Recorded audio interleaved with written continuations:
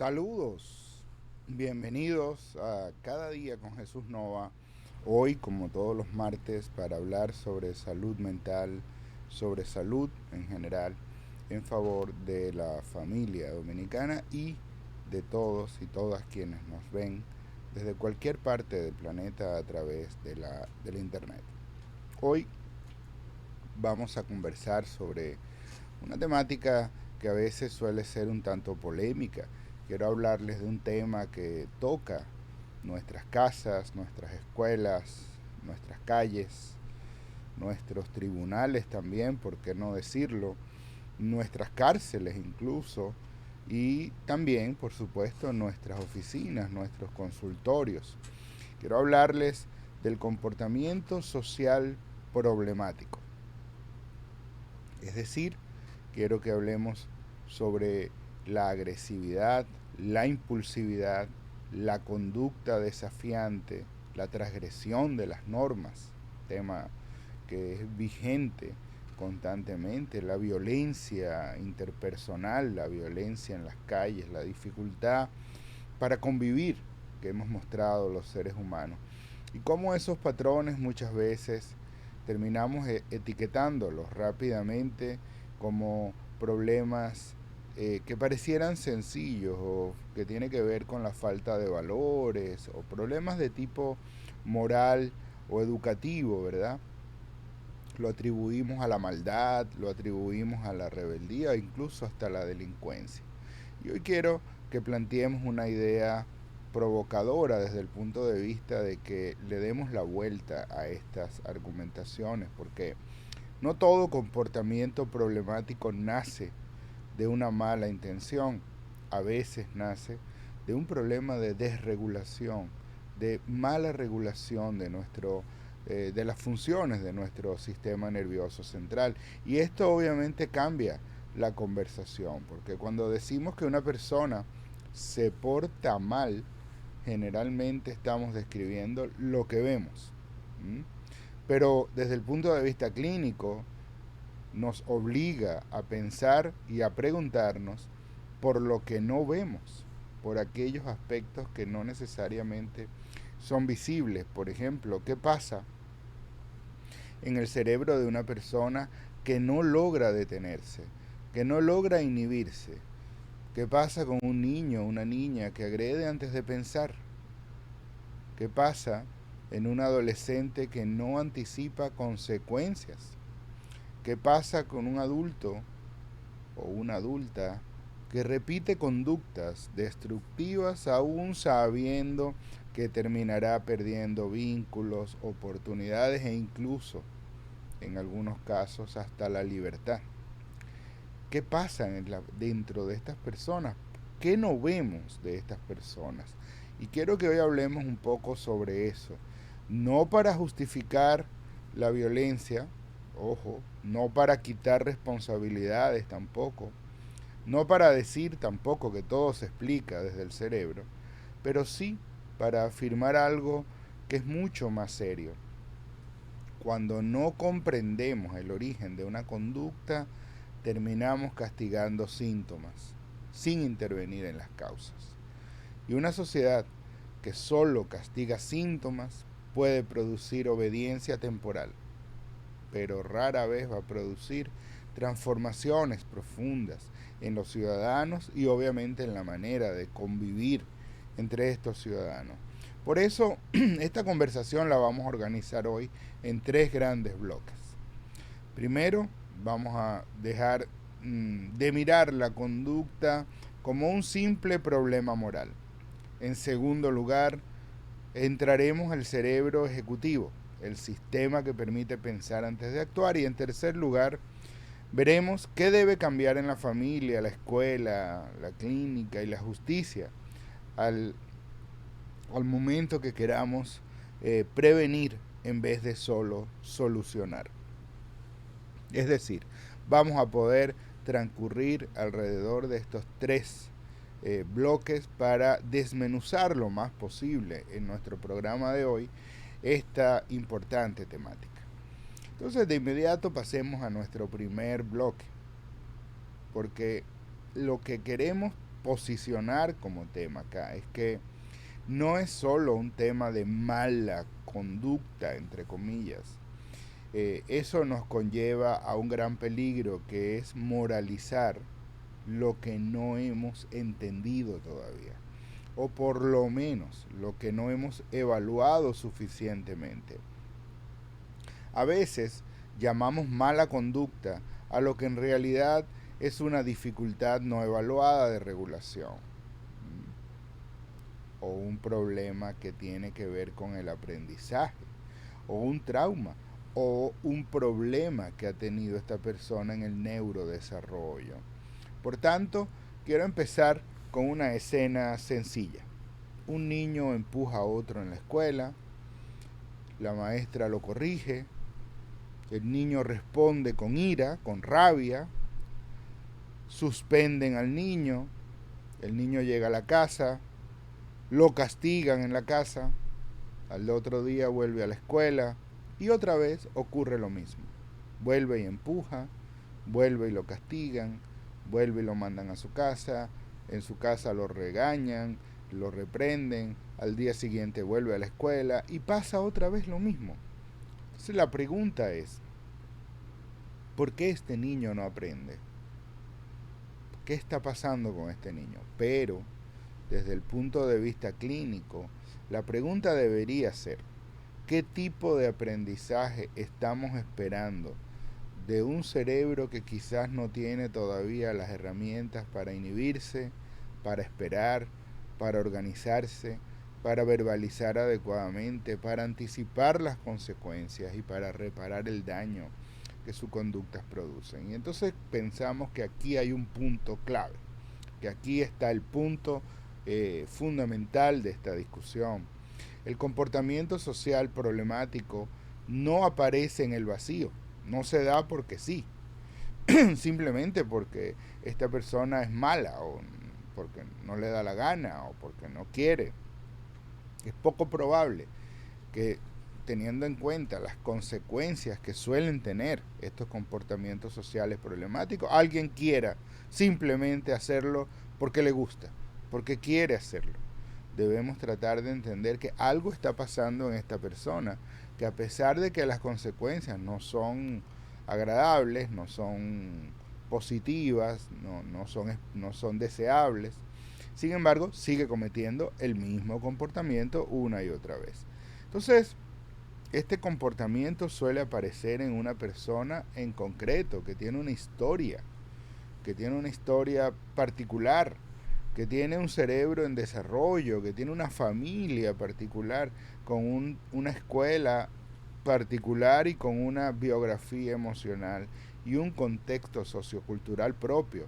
No debemos analizar estos comportamientos en el vacío, como si fueran simplemente programados o fuera una etiqueta a partir de la cual podemos esperar estos comportamientos. Entonces, la agresividad, la impulsividad, la transgresión de las normas, la conducta desafiante, los patrones antisociales, no deberían entenderse solo como una falla moral o como un problema de disciplina. En su lugar, proponemos que tratemos de comprender que es el resultado de una interacción compleja entre factores neurobiológicos, factores psicológicos, familiares, educativos y socioculturales. Entonces, cuando una sociedad no evalúa, moraliza. Cuando moraliza, castiga. Y cuando castiga sin comprender, reproduce el problema. Y aquí está el kit del asunto. Estamos probablemente contribuyendo a reproducir el problema que se supone queremos reducir o extinguir. Eso no significa que la persona que transgrede las normas, que agrede, ¿verdad?, no sea responsable de su comportamiento. Obviamente lo es, pero lo que significa es que la responsabilidad debe entenderse con mucha más precisión, porque no es lo mismo una persona que puede controlar su conducta y decide no hacerlo, a una persona que tiene severas dificultades para inhibir sus impulsos, anticipar consecuencias y leer las claves sociales, que por tanto no puede regular adecuadamente sus emociones. La conducta puede ser la misma, lo que observamos puede ser lo mismo, pero el mecanismo interno puede ser muy diferente. Y si el mecanismo interno es diferente, la intervención entonces también debe ser diferenciada, debe ser distinta. Pensemos en algo cotidiano. Cuando una persona tiene dificultades visuales, no la acusamos de que no se esfuerza para ver. Le indicamos una evaluación de la vista, eventualmente se le indican lentes o anteojos o espejuelos, o se le pone un tratamiento y este sujeto, esta persona, se comienza a adaptar y quienes están a su alrededor se adaptan a sus dificultades visuales. Cuando alguien tiene una dificultad auditiva, no decimos simplemente es obediente o es desobediente, porque no escucha. No decimos eso, sabemos que tiene un problema auditivo. Entonces primero lo evaluamos para saber qué tanto escucha. Cuando un niño no regula su conducta, cuando un adolescente explota, cuando un adulto actúa impulsivamente, muchas veces saltamos directamente al juicio y no nos detenemos a preguntarnos qué pasa con esta persona, qué está mal con esta persona. Pasamos directamente al juicio. Es malcriado, es irrespetuoso, es antisocial, es peligroso, eso se arregla con mano dura, etcétera, ¿no? Y algunas otras frases conocidas. Y la mano dura puede detener una conducta por miedo, pero no necesariamente construye lo que realmente necesitamos construir, que es la autorregulación, que es lo que está detrás, o la falta de autorregulación está detrás de ese comportamiento. El miedo puede inhibir por un momento, la regulación transforma a largo plazo. Por eso es muy importante que hagamos una distinción en este punto. No todo problema de conducta es neurodesarrollo, obviamente, pero no todo acto violento se explica por una dificultad ejecutiva. Y no toda transgresión es producto del déficit de atención o del trauma o de una alteración cognitiva. Pero tampoco podemos seguir actuando como si el cerebro no importara y no jugara un rol fundamental en estos comportamientos. Las evidencias, lo que tenemos a mano, de lo que disponemos en las publicaciones científicas, dan cuenta de que las funciones ejecutivas regulan procesos como la inhibición, como la memoria de trabajo, como la flexibilidad cognitiva, atención sostenida, control emocional. Todos estos procesos son fundamentales para pensar antes de actuar, para resistirse a los impulsos. Todos estos procesos son fundamentales para adaptarse a situaciones nuevas, para mantenerse orientado en las metas, para entender que yo debo hacer una serie de procesos para lograr un objetivo. Entonces la pregunta que surge es, ¿cuántas personas están siendo sancionadas por comportamientos o conductas que nunca fueron evaluadas en su raíz neurocognitiva o neuropsicológica? Entonces, creo que para este bloque que estamos debatiendo es muy importante que algunas ideas nos queden muy claras. No toda desobediencia es desafío. A veces la desobediencia es desorganización. No toda agresión es maldad. A veces la agresión es impulsividad sin capacidad de inhibirse, sin frenos. No toda falta de empatía es frialdad. A veces es una dificultad para leer el mundo emocional del otro. No toda reincidencia es terquedad o necedad. A veces esa ausencia de intervención sobre la causa real. No todo niño que molesta quiere molestar. Algunos niños no saben todavía cómo detenerse. Imaginemos un adolescente que vive metido en problemas, discute con sus padres, responde mal en la escuela, se mete en peleas, no mide consecuencias, promete cambiar, pero vuelve a hacerlo. Y cuando le preguntan por qué, dice, no sé, me dio rabia, no pensé. Y muchos adultos responden, claro que pensaste. Claro que pensaste, lo que pasa es que no te importa. Desde la neuropsicología, desde la neurociencia cognitiva, debemos considerar otras posibilidades. ¿Y si realmente no pensó?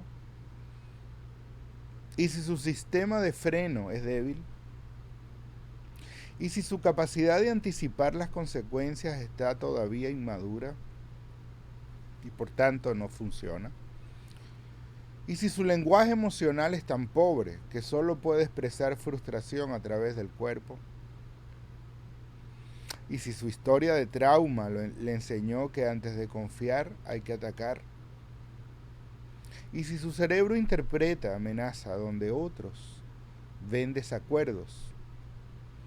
Este adolescente entonces no quedaría libre de responsabilidades por lo que ha hecho, pero entenderlo solo como un sujeto malo es pobre, es una interpretación muy pobre y socialmente es muy peligroso hacer eso, porque si lo etiquetamos como malo lo expulsamos. Si lo entendemos como alguien con vulnerabilidades, entonces lo evaluamos. Y si lo evaluamos podemos ayudarle, podemos comprender lo que le pasa y así pudiéramos intervenir. Entonces, la conclusión de este primer bloque pienso que es muy clara. La conducta es visible, pero sus causas muchas veces son invisibles. Una cultura que solo mira lo visible termina confundiendo la disciplina con la solución. El reto no es escoger entre comprensión o responsabilidad. El reto es unir ambas cosas, comprender sin justificar, responsabilizar sin deshumanizar e intervenir sin reducir al sujeto a su peor conducta. Ahora bien, si hablamos del neurodesarrollo, tenemos que hablar del gran director de la orquesta de la conducta social, que son las funciones ejecutivas y que residen en nuestro cerebro, que nuestro cerebro organiza.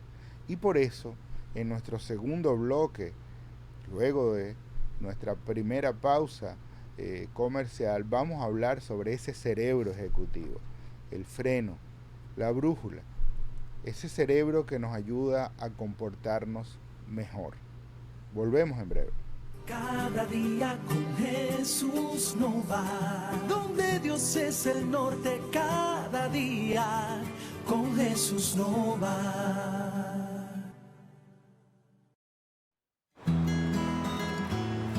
Yo decidí venir para acá para que mi familia viva más cómoda allá. Por eso cada mes yo les mando su cariñito, lo deposito desde aquí, les llega directo a su cuenta del Banco Popular. Porque quiero que mi dinerito esté tan seguro como lo está mi gente. Si mandas dinero a tu familia, el Banco Popular tiene las formas más cómodas y seguras para recibir tus remesas. En sucursales, subagentes, en la app ya va y directo a su cuenta. Hasta aquí, me siento allá. ¡Mi niña! Bendición, mami. Desde lejos, estamos a tu lado. Popular, a tu lado siempre. Hace 55 años, nació una visión: crecer unidos. Una visión construida por socios comprometidos con la educación y el bienestar común. Con el tiempo, esa visión se convirtió en fuerza. Hoy somos la cooperativa más grande de la República Dominicana. Pero nuestro mayor orgullo es acompañar cada historia de progreso. Porque cuando un socio crece, crece la educación y crece el país. COPNAMA, 55 años creciendo con nuestros socios.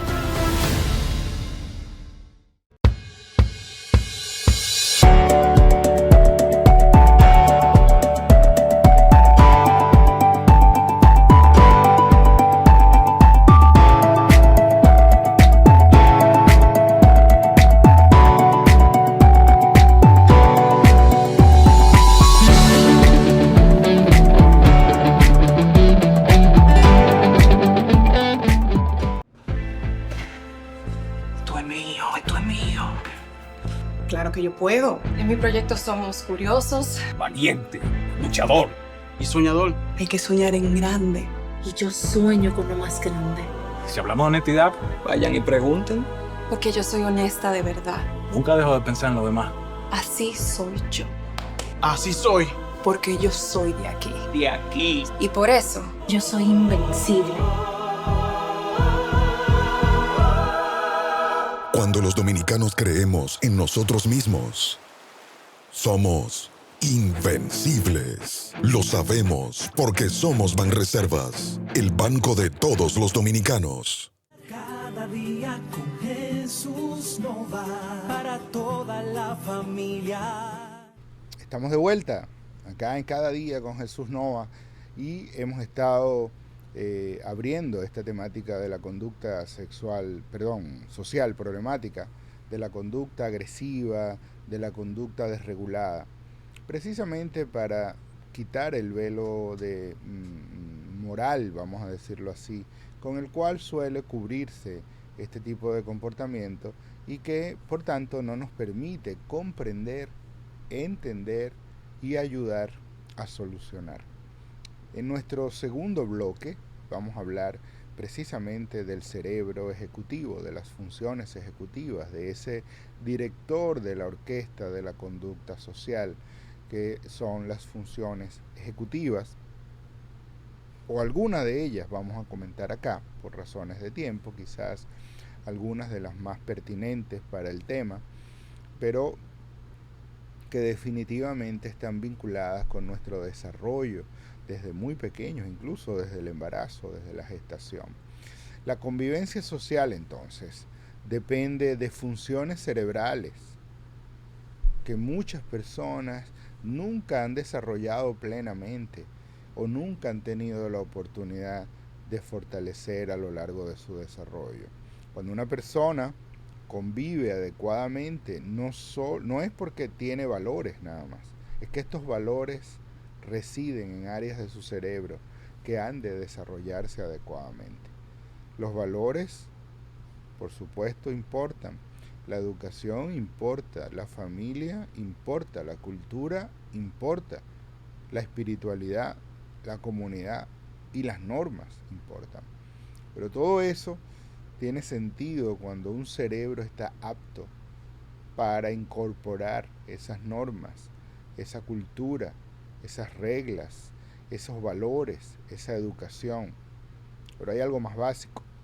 La capacidad neuropsicológica de usar esos valores en el tiempo real dependen de ese desarrollo, porque una cosa es saber que no debo agredir y otra cosa es poder detenerme cuando estoy furioso. Son dos escenas completamente distintas. Una cosa es saber que debo respetar una norma y otra cosa es poder inhibir un impulso cuando mi sistema emocional está desbocado o por lo menos está activado. Una cosa es saber pedir perdón, otra cosa es tener la flexibilidad, la empatía y la capacidad reflexiva para reconocer el daño que he causado. Entonces ahí entran precisamente las funciones ejecutivas como el conjunto de procesos que permiten planificar, inhibir respuestas, inhibir impulsos sobre todo, sostener la atención, flexibilizar la conducta, regular emociones, tomar decisiones y aprender de la experiencia, sobre todo aprender de las consecuencias, que es fundamental en la regulación del comportamiento de todo ser vivo. Base del aprendizaje, aprender de las consecuencias. En lenguaje sencillo, sería algo así como que las funciones ejecutivas son el sistema que nos permite hacer pausa entre lo que sentimos y lo que hacemos. Es el seguro para no pasar del sentimiento a la acción sin haber reflexionado sobre ello. Y esa pausa puede ser la diferencia entre una discusión y una agresión. Esa pausa puede ser la diferencia entre frustración y amenaza. Esa pausa puede ser la diferencia entre tener una tentación y cometer un delito. Esa pausa puede ser la diferencia entre sentir un impulso y decidir ejecutar un comportamiento. Me gustaría graficar esto lo más posible. Imaginemos que la mente tiene 3 elementos: un acelerador, un freno y un guía, o volante, o timón. El acelerador es la emoción, el deseo, la rabia, la necesidad, el impulso. El freno es la inhibición, la capacidad de detenerme. El volante, guía o timón, es la flexibilidad, es la capacidad de escoger otra ruta. El problema es que muchas personas tienen mucho acelerador, poco freno y un volante rígido. Entonces viven reaccionando. No responden, reaccionan. Y cuando una persona vive reaccionando, el mundo se convierte en una cadena de amenazas, en una cadena de provocaciones, en una cadena de explosiones consecuentemente.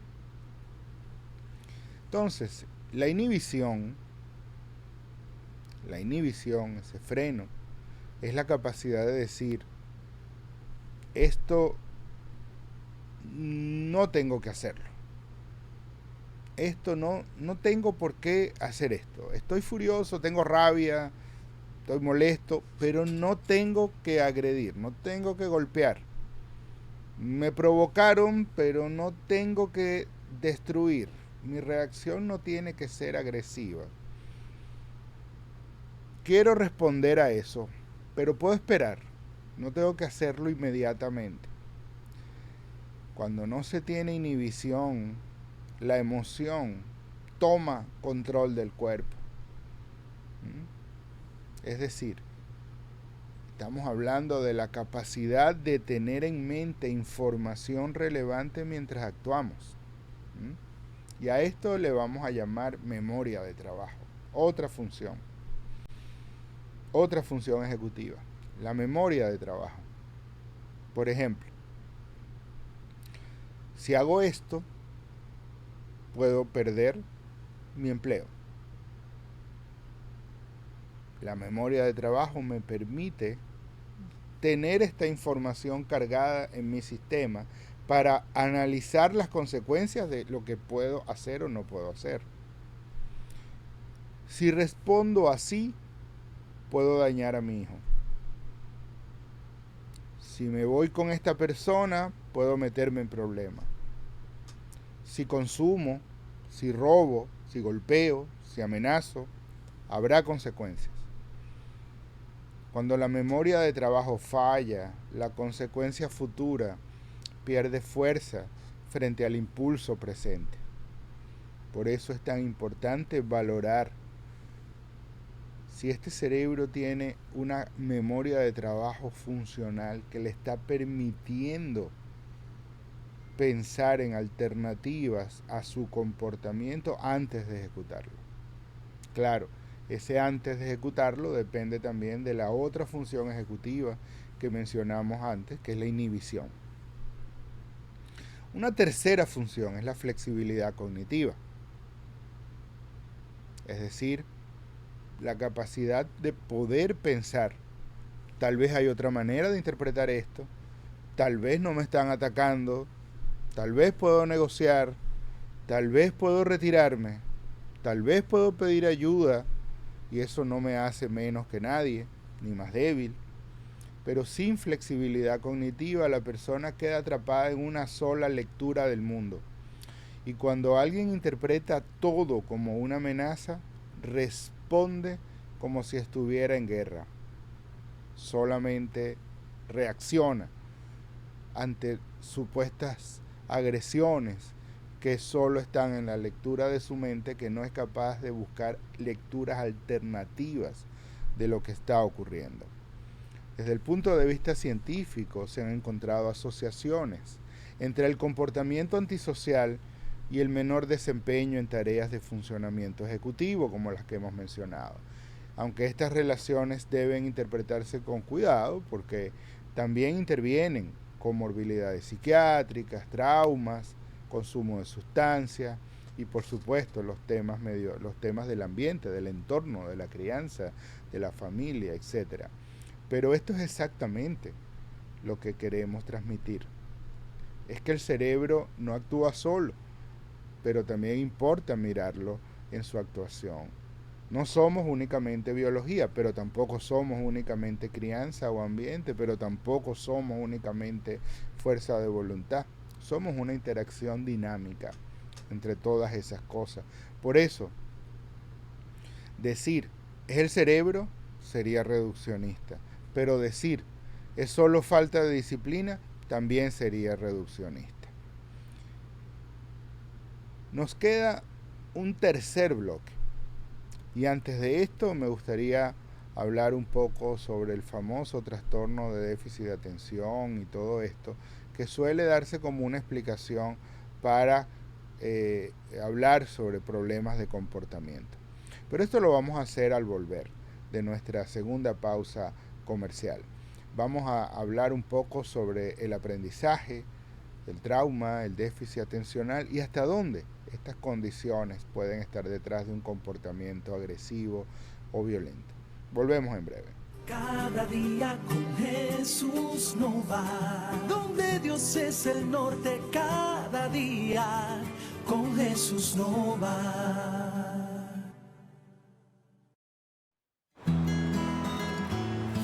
Yo decidí venir para acá para que mi familia viva más cómoda allá. Por eso, cada mes yo les mando su cariñito, lo deposito desde aquí y les llega directo a su cuenta del Banco Popular. Porque quiero que mi dinerito esté tan seguro como lo está mi gente. Si mandas dinero a tu familia, el Banco Popular tiene las formas más cómodas y seguras para recibir tus remesas. En sucursales, subagentes, en la app Ya Va y directo a su cuenta. Hasta aquí, me siento allá. ¡Mi niña! Bendición, mami. Desde lejos, estamos a tu lado. Popular, a tu lado siempre. Hace 55 años, nació una visión: crecer unidos. Una visión construida por socios comprometidos con la educación y el bienestar común. Con el tiempo, esa visión se convirtió en fuerza. Hoy somos la cooperativa más grande de la República Dominicana. Pero nuestro mayor orgullo es acompañar cada historia de progreso. Porque cuando un socio crece, crece la educación y crece el país. COPNAMA, 55 años creciendo con nuestros socios.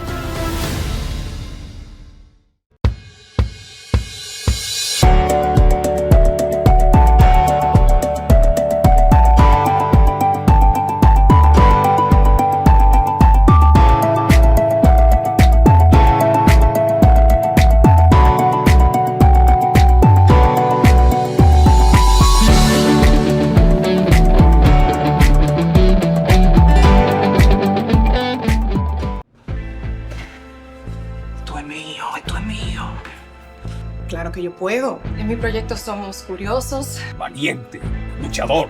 Y soñador. Hay que soñar en grande. Y yo sueño con lo más grande. Si hablamos de honestidad, Vayan y pregunten.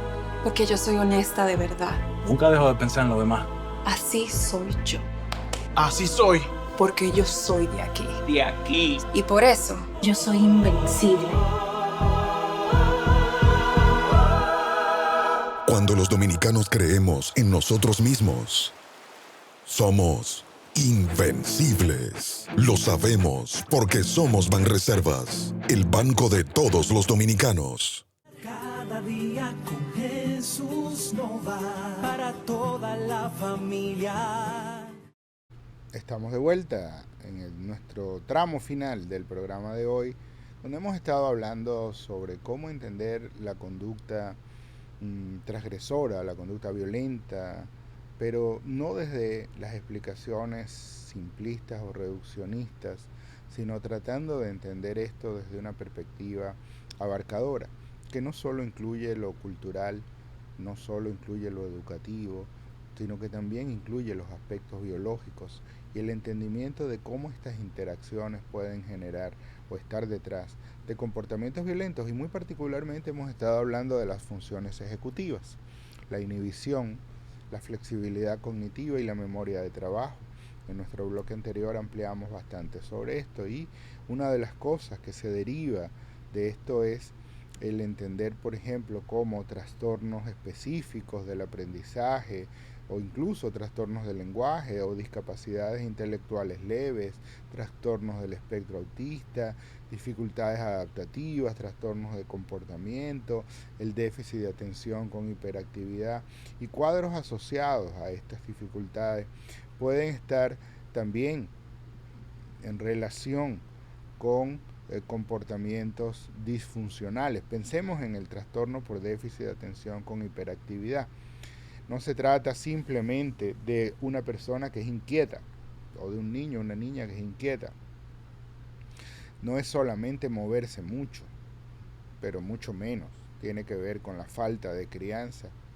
En muchos casos implica dificultades de inhibición, dificultades en el proceso atencional, dificultades en la regulación emocional, en la organización de su comportamiento, en el manejo del tiempo y en la anticipación de consecuencias. Por eso no debe sorprendernos que los estudios encuentren una sobrerepresentación de trastorno por déficit de atención e hiperactividad en poblaciones penitenciarias. Una revisión de metaanálisis reportó prevalencias mucho más altas en poblaciones juveniles y adultas encarceladas que respecto a la población general. Dicho con mucha responsabilidad, tener trastorno por déficit de atención con hiperactividad no convierte a nadie en delincuente. Lo que aumenta el riesgo es la combinación de vulnerabilidad del neurodesarrollo con fracaso escolar, rechazo social, impulsividad no tratada, consumo de sustancias, trauma, pobreza, violencia comunitaria, ausencia de intervención y sistemas que castigan antes de comprender el problema. El problema no es el diagnóstico aislado, el problema es la trayectoria. Un niño con dificultades ejecutivas no atendidas puede convertirse en un adolescente castigado, luego en un adulto excluido y finalmente en un expediente judicial. Y cuando esto ocurre, la pregunta es, ¿falló solo el individuo o falló también la familia, la escuela, el sistema de salud, la comunidad y la justicia? Bueno, la investigación o las investigaciones longitudinales han mostrado que el autocontrol en la infancia se asocia con resultados posteriores en la salud, en el consumo de sustancias, en situación económica, en conducta delictiva, etc. Y esto debe hacernos pensar, debe de hacernos detener a reflexionar, porque cada vez que ayudamos a un niño a esperar, a nombrar lo que siente, a resolver un conflicto, a tolerar, a manejar mejor su frustración, a reparar un daño y a pensar antes de actuar, no estamos solamente educando en buenos modales, estamos desarrollando arquitectura social, estamos previniendo violencia futura, estamos fortaleciendo ciudadanía, estamos construyendo salud mental, estamos reduciendo el sufrimiento humano. De manera directa, las cárceles están llenas de historias que comenzaron mucho, pero mucho antes del delito. Comenzaron en las aulas, donde nadie evaluó, en hogares donde nadie pudo ser suficiente para contener, en comunidades donde la violencia era el lenguaje, en cerebros impulsivos que nunca recibieron intervención, en niños que fueron expulsados antes de ser comprendidos, en adolescentes que aprendieron a defenderse antes de aprender a pensar. Desde luego, no estoy diciendo que todo delito se explica así, no estoy diciendo que toda violencia sea producto de un trauma. Tampoco estoy diciendo ni quiero decir que la víctima debe cargar con la explicación del agresor. Estoy diciendo algo muy distinto. Una sociedad madura protege a las víctimas, responsabiliza a los agresores y al mismo tiempo estudia las causas para que el daño no se repita. Si solo castigamos, llegamos tarde. Si solo prevenimos, llegamos a tiempo, pero necesitamos ambas cosas. Entonces, la conducta social adaptada necesita un cerebro funcional, necesita capacidad de vínculos, lenguaje, regulación, pero sobre todo necesita un contexto. No basta con decirle a alguien, compórtate. No, hay que preguntarse si esa persona tiene las herramientas internas y externas para comportarse. Y por tanto, esto nos lleva a otra reflexión. ¿Qué hacemos con esa comprensión? ¿Cómo pasamos de una cultura del castigo a una cultura de la prevención, de la evaluación y de la intervención? Porque una sociedad que evalúa tarde castiga más. Una sociedad que evalúa temprano previene mejor. Entonces llegamos a un punto muy importante, porque entender el problema no basta. La comprensión que no se convierte en acción se vuelve una forma elegante de evasión. ¿Qué hacemos entonces? La respuesta no es permisividad. La respuesta tampoco puede ser impunidad. La respuesta no es pobrecito, no sabía que lo hacía, ni nada por el estilo. La respuesta es mucho más compleja y mucho más seria. La respuesta es que hay que evaluar, intervenir, responsabilizar y rehabilitar. 4 palabras muy grandes: evaluar, intervenir, responsabilizar y rehabilitar. No podemos quedarnos solamente en castigar. El castigo puede ser necesario en ciertos contextos, por supuesto que sí. La sociedad necesita límites. Las víctimas necesitan protección. Las normas deben tener consecuencias. Eso es claro. Pero cuando la única respuesta es sancionar, perdemos la oportunidad entonces de transformar. Y aquí me gustaría mencionar un primer eje de acción concreto: la familia. En las familias necesitamos cambiar la pregunta. En vez de preguntar solamente ¿cómo hago para que este niño me obedezca?, debemos preguntar también ¿qué está interfiriendo en su capacidad de regularse? ¿Este niño puede esperar? ¿Es capaz de hacerlo? ¿Puede comprender instrucciones? ¿Comprende lo que se le está pidiendo? ¿Puede anticipar consecuencias? ¿Puede nombrar sus emociones? ¿Puede tolerar la frustración? ¿Hay problemas de lenguaje en este niño? ¿Dificultades para controlar sus impulsos? ¿Este niño está expuesto o sobreexpuesto a violencia, a lenguaje violento, a conductas violentas? ¿Hay un estilo de crianza inconsistente, negligente o excesivamente punitivo? Claro, la familia no debe ser culpada automáticamente, pero la familia sí debe ser incluida en la intervención, porque un niño no desarrolla autorregulación solo con sermones. Lo desarrolla a partir de relaciones repetidas donde se les pone límites, donde encuentra límites, donde choca con límites, donde encuentra coherencia, donde encuentra afecto, reparación y acompañamiento, estructura. Los límites sin vínculo se viven como una amenaza. El vínculo sin límites se convierte en desorganización y permisividad absoluta. La crianza sana necesita vínculos y necesita límites. Necesita ambas cosas. Un segundo eje de acción es la escuela. Este es otro elemento que me gustaría mencionar enfáticamente. En la escuela debemos dejar de confundir el rendimiento con neurodesarrollo sano. Un niño puede ser inteligente y tener mal control inhibitorio. Un niño puede hablar mucho y tener pobre lenguaje emocional. Un alumno, una alumna puede leer, pero no comprender las claves sociales. Un estudiante puede memorizar, pero no planificar. Puede saber la norma, pero no aplicarla bajo presión. Por eso la escuela debe ser uno de los principales espacios de detección temprana. Cuando un niño fracasa repetidamente en convivencia, no basta entonces ya con reprenderlo, con suspenderlo, con botarlo de la escuela, mucho menos, por supuesto, o con suspenderlo unos días. Ya eso no va a funcionar.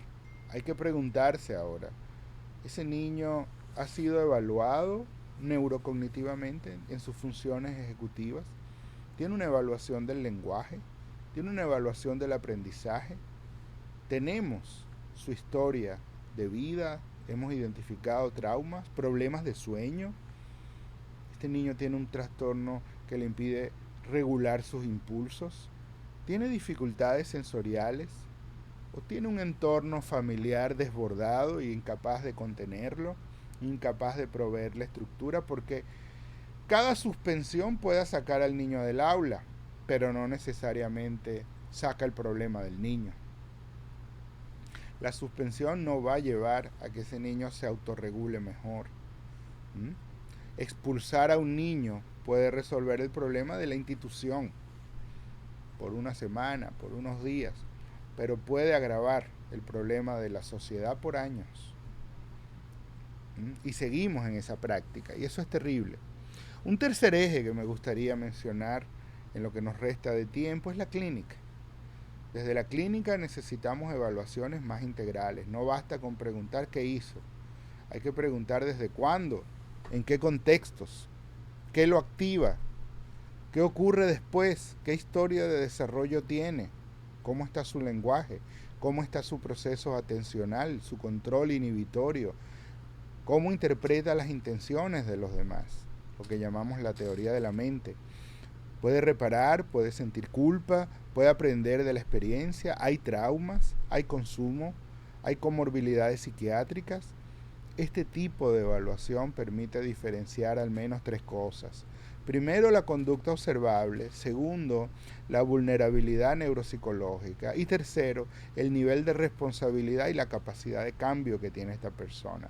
Y esta diferenciación es esencial, porque no intervenimos igual una conducta oposicionista vinculada a traumas que una impulsividad por un déficit de atención con hiperactividad, o una conducta antisocial instrumental, o una dificultad pragmática del lenguaje, o una discapacidad intelectual leve, o una conducta agresiva aprendida en un ambiente violento. La conducta es la misma, o puede parecer similar, pero la ruta terapéutica es muy distinta.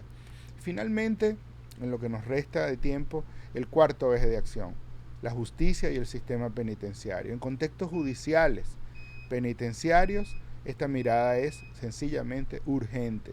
No para eliminar la responsabilidad penal, no para negar el daño causado, no para romantizar el agresor, sino porque una justicia que no entiende neurodesarrollo puede ser muy eficaz castigando, pero muy pobre rehabilitando. Una cárcel que no rehabilita no es solo un lugar de castigo, puede convertirse en una fábrica de reincidentes. Por eso es importante que reflexionemos sobre todos estos elementos. Explicar no es justificar, comprender no es excusar, evaluar no es perdonar, intervenir no es permitir. Explicar es intervenir mejor, comprender es prevenir mejor, evaluar es decidir mejor, rehabilitar es proteger mejor. Tal vez una de las grandes tareas de nuestro tiempo sea aprender a mirar la conducta humana con más profundidad. Con esto tenemos que cerrar por el día de hoy, porque ya el tiempo no nos da para más, y les agradecemos su atención a este conversatorio sobre la conducta transgresora, y por supuesto le invitamos a continuar en Ruta 66 con la programación, y el próximo martes con otra sección de salud mental. Hasta pronto.